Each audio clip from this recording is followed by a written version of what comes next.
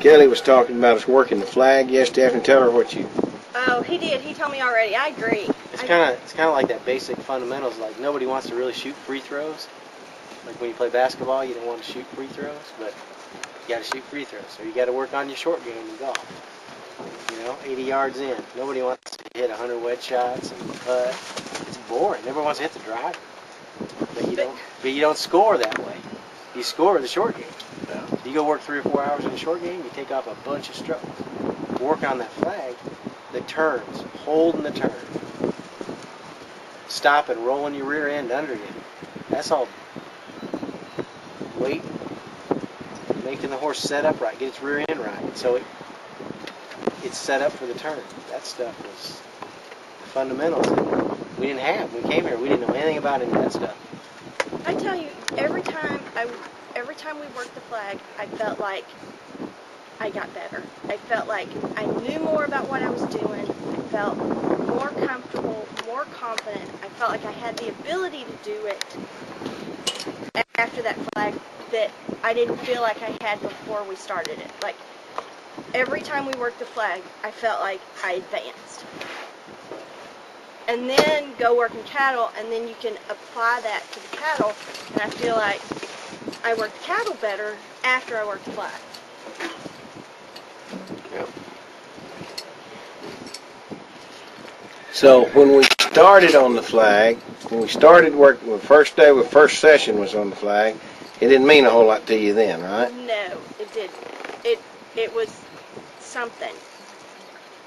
And there were so many things that were new that when you're starting from scratch that you don't understand and you don't know. There are so many things that I didn't know that I didn't know. And we worked the flag the first time and we got a little bit of it down. And then you work, you get a little more and you get a little more confident. And the third time you work it, you're starting to figure it out. Okay, now I kind of have an idea of what I'm supposed to be doing. But we had cows between each of those sessions, so that helped you relate the flag to what we were trying to do, right? It did, because every time we came off the flag onto the cattle, I felt like I did a better job. I felt like I knew more about what I was doing, and I had a purpose. Like, I knew what I was working on. I knew what I was trying to accomplish, and that made it better. And then by the time we got to the end and we started looking at cattle and how they were moving, and I had a better idea of how everything was coming together and how it was put together and why we were doing what we were doing. So that I feel so much more confident and so much more educated and so much more able than I did when I got here. Good. Like, I feel like I have a really good base to go from. I don't know, for 2.5 minutes, there's a million things to think about. I mean, too many things. Once you start getting into this, it's like, I don't think I want to think about that many things. You just got to make it simple.